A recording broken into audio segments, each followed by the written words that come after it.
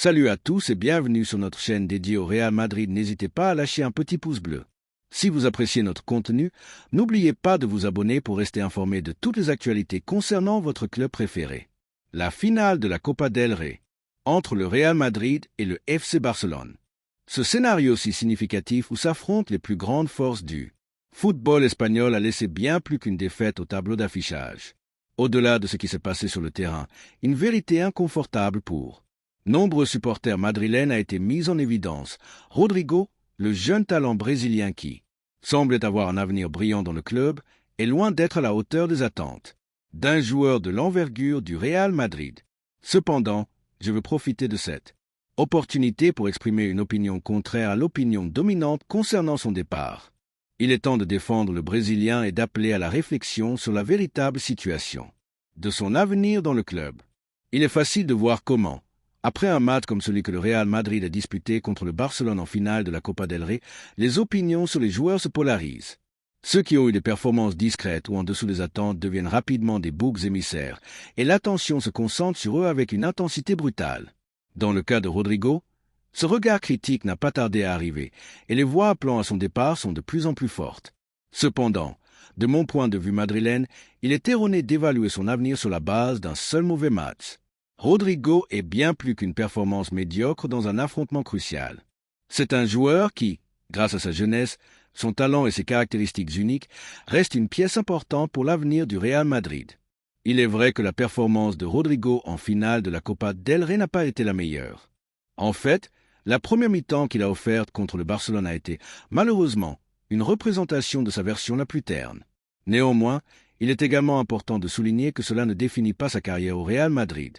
Rappelons que Rodrigo est arrivé à Madrid comme une pépite du football brésilien, promettant de déborder, de créer du danger, surtout d'apporter cette touche de déséquilibre dont le Real Madrid a tant besoin. Bien que dans ce match il n'ait pas été à la hauteur, nous ne pouvons pas laisser un mauvais match, aussi important soit-il, ternir ce qu'a été son parcours dans le club. Il est très facile de ne regarder que la dernière performance d'un joueur et de décider de son avenir sans considérer tout ce qu'il a fait jusque-là. Rodrigo, depuis son arrivée au Real Madrid, a eu des moments brillants, se distinguant dans des matchs clés de la Ligue des Champions, où sa capacité à apparaître dans les moments les plus importants, comme lors de ses débuts contre le Galatasaray, a clairement montré son potentiel. Tout au long de son séjour dans le club, il a été une partie fondamentale d'une génération de jeunes joueurs qui font l'histoire du Real Madrid, de sa chimie avec Vinicius Junior à sa participation dans des matchs cruciaux où il a su marquer la différence avec des buts importants. Ce type de joueur ne peut pas être évalué uniquement sur la base d'une mauvaise rencontre, car ils ont une capacité de croissance immense. Rodrigo possède cette étincelle que beaucoup de grands joueurs, une capacité à être décisif quand on s'y attend le moins. Nous l'avons déjà vu en Ligue des Champions, dans des compétitions nationales et dans des matchs à forte exigence. Bien qu'il soit vrai que dans cette finale contre le Barcelone, sa performance n'ait pas été à la hauteur, nous devons comprendre que tous les matchs ne sont pas les mêmes et que chaque joueur a son propre rythme de croissance. Parfois, un joueur traverse des phases d'adaptation, et ce qui semble être un blocage temporaire peut, avec le temps et l'espace adéquat, se transformer en une consolidation qui l'élève à un niveau beaucoup plus élevé. Il est indéniable que Carlo Ancelotti, en tant qu'entraîneur du Real Madrid, doit prendre des décisions tactiques en fonction de ce qui se passe dans le match, et dans cette finale, l'entrée de Kylian Mbappé à la place de Rodrigo a marqué un avant et un après. L'équipe s'est nettement améliorée et la présence de Mbappé aux côtés de Vinicius Junior a donné un tournant offensif qui a mis la défense du Barcelone en sérieuse difficulté. Il est compréhensible que certains supporters puissent penser que le Brésilien n'a pas le niveau suffisant pour être titulaire dans une équipe qui se bat pour tous les titres, mais cette conclusion est quelque peu hâtive et ne reflète pas la réalité de l'ensemble madrilène dans sa totalité. Rodrigo, bien qu'il n'ait pas brillé dans cette finale, possède une habileté très particulière qui ne peut être ignorée. C'est un joueur polyvalent, capable de s'adapter à différents rôles offensifs, ce que d'autres joueurs ne parviennent pas à faire avec la même efficacité. Parfois, il a joué comme ailier droit, d'autres fois comme second attaquant, et à de nombreuses reprises, il a démontré qu'il avait cette capacité à décider des matchs avec son instinct de buteur.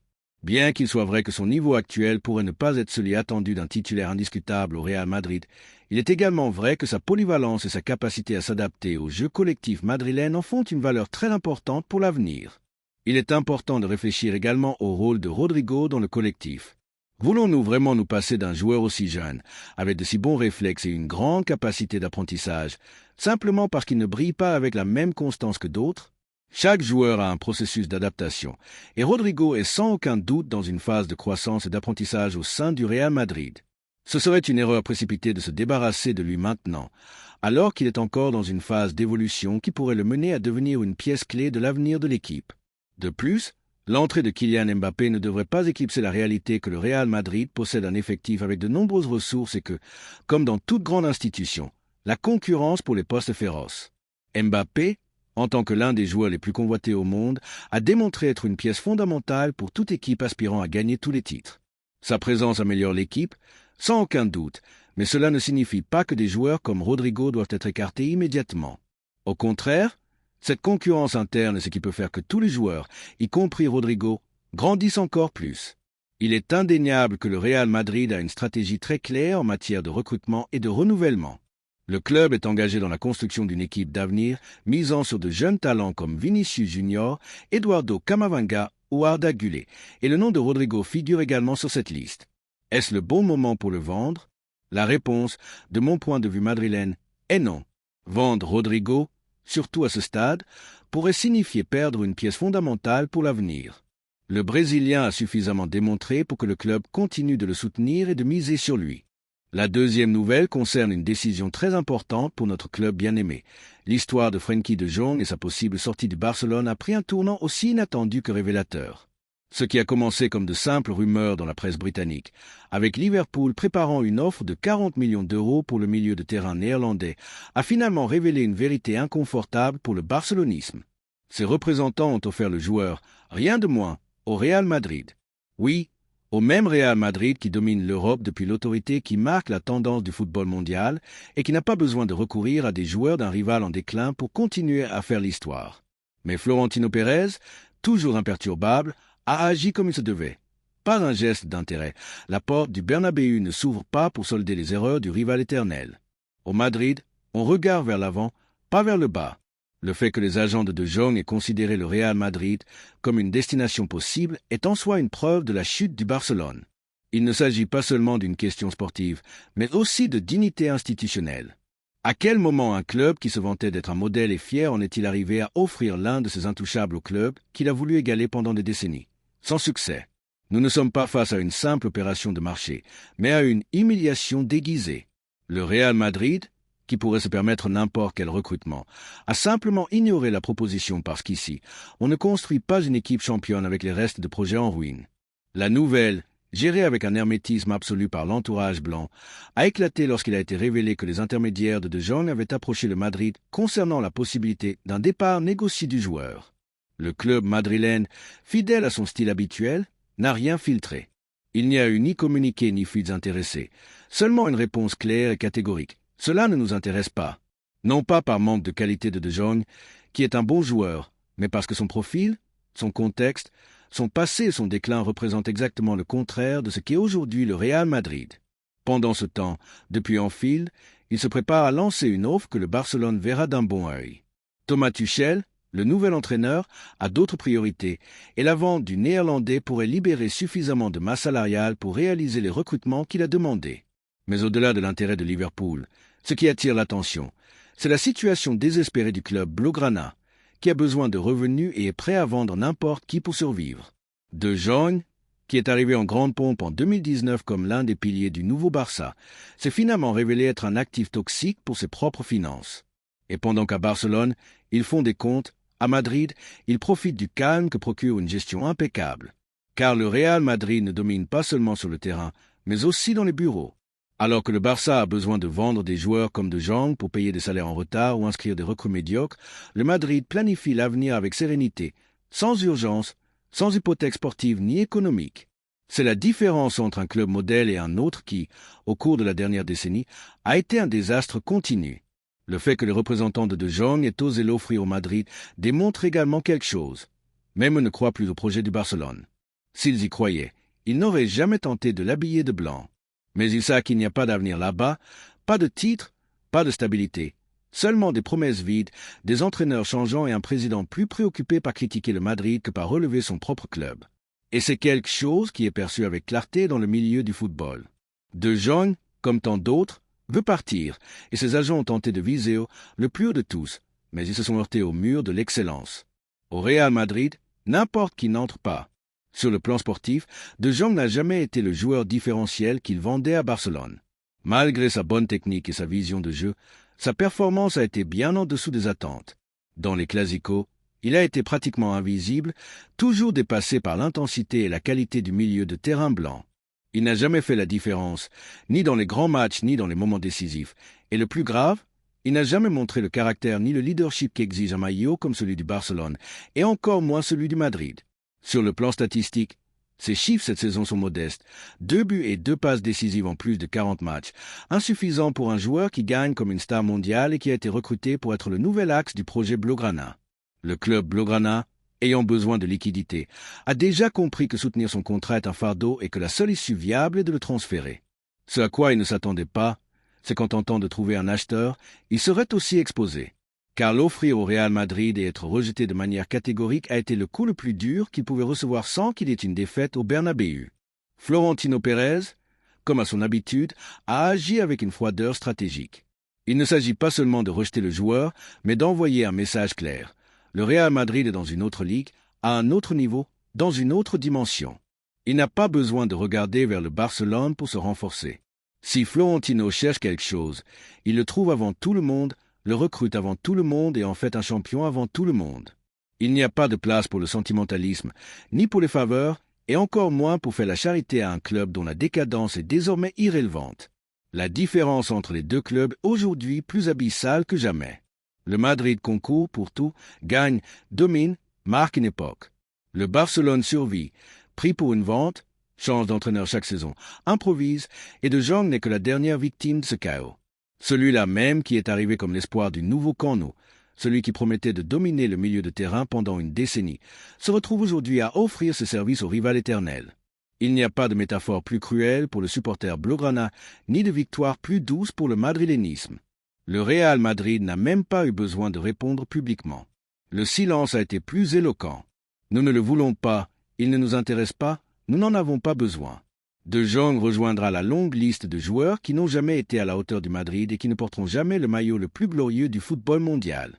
Et le Barça, une fois de plus, devra vendre par nécessité, pas par stratégie.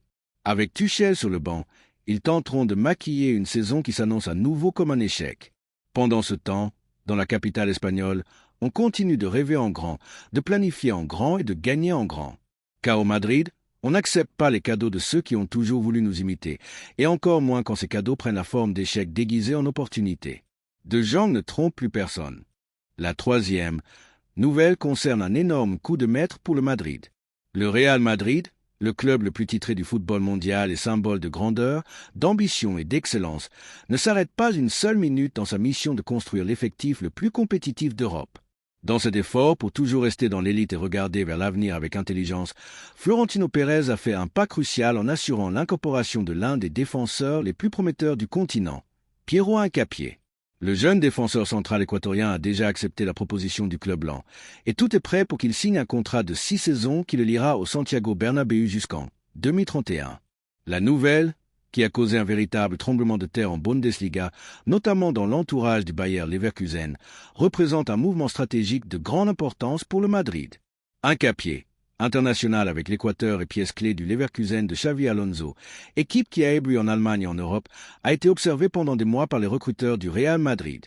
Sa croissance soutenue, sa maturité à seulement 22 ans et sa polyvalence ont pleinement convaincu la direction sportive blanche. Le contexte de l'opération n'est pas un hasard ni le résultat d'une impulsion momentanée. Il s'agit d'une décision mûrement réfléchie, fondée sur la nécessité urgente de renforcer une ligne défensive qui a généré de l'incertitude tout au long de la saison 2024 à 25. Les blessures constantes de David Alaba, l'état physique encore incertain d'Eder Militao après sa grave blessure au genou et la surcharge de minutes qui a pesé sur Antonio Rudiger ont obligé le club à chercher des solutions de poids, et la meilleure réponse a été Piero Hincapié. Aujourd'hui, Hincapié est l'un des jeunes défenseurs les plus cotés du football européen. Sa performance en Bundesliga a été remarquable. Il a montré de la solidité en 1 contre 1, une grande capacité d'anticipation, une excellente lecture du jeu et une attitude compétitive digne d'un vétéran. Ce n'est pas pour rien que Xavi Alonso lui a confié des responsabilités clés dans un système tactique qui exige intelligence et rigueur positionnelle. Sa polyvalence pour agir comme défenseur central gaucher ou même comme arrière gauche dans une ligne de 4 lui confère une valeur ajoutée, surtout dans un club comme le Real Madrid qui a besoin de footballeurs capables de s'adapter à différents contextes de match. Florentino Pérez a agi avec vision et célérité, sachant que plusieurs clubs de Premier League comme Arsenal et Liverpool suivaient également de près le défenseur équatorien. Il a bougé rapidement et discrètement. L'accord aurait été conclu pour un montant proche de 40 millions d'euros, un investissement plus que raisonnable pour un joueur avec une projection de leader défensif, encore jeune mais avec une expérience internationale tant en compétition européenne qu'en sélection. En Allemagne, la réaction ne s'est pas fait attendre. Les médias spécialisés ont considéré comme acquis le transfert de Hincapié au Real Madrid et le Bayer Leverkusen a déjà commencé à contacter des remplaçants. L'impact est important, car l'Équatorien a été une pièce indiscutable dans la campagne historique du club dirigé par Xavi Alonso, champion invaincu de la Bundesliga et aspirant sérieux à l'Europa League. La perte d'un joueur comme Hincapié représente non seulement un coup dur sur le plan sportif, mais aussi un signal indiquant que lorsque le Madrid appelle, il n'y a pas de résistance possible. C'est un exemple de plus du poids institutionnel et sportif du Real Madrid sur le marché international.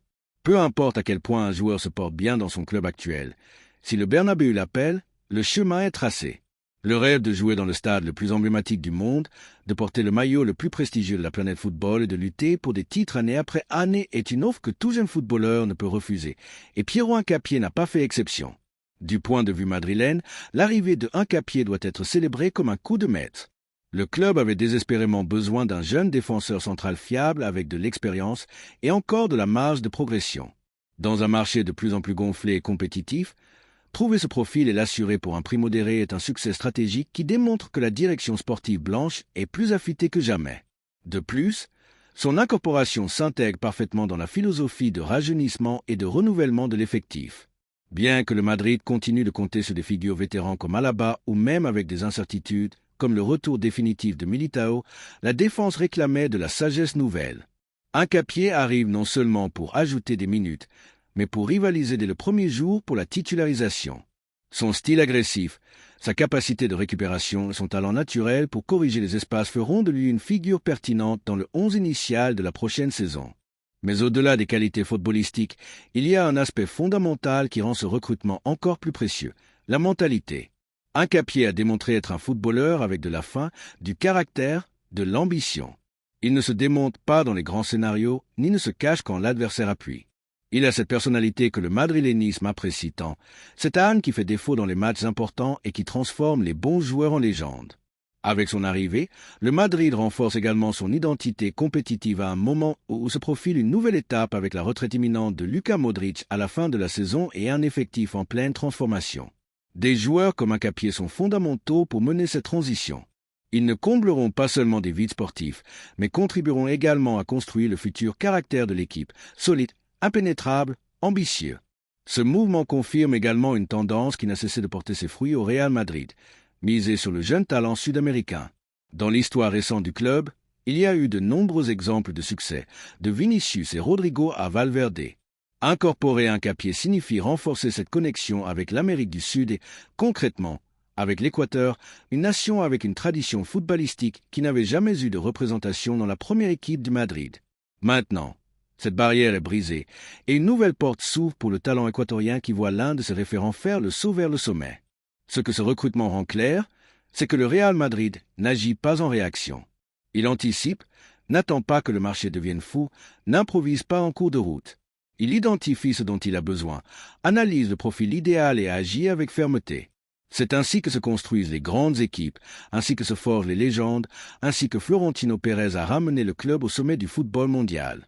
Avec Hincapié, la défense blanche fait un pas en avant, couvre les doutes du présent et mise sur l'avenir, gagne en jeunesse mais aussi en expérience, ajoute ambition, caractère et qualité, tout ce dont a besoin un défenseur central du Real Madrid. Chère famille blanche, la voix du madrilènisme a toujours été essentielle pour tracer le cap du club.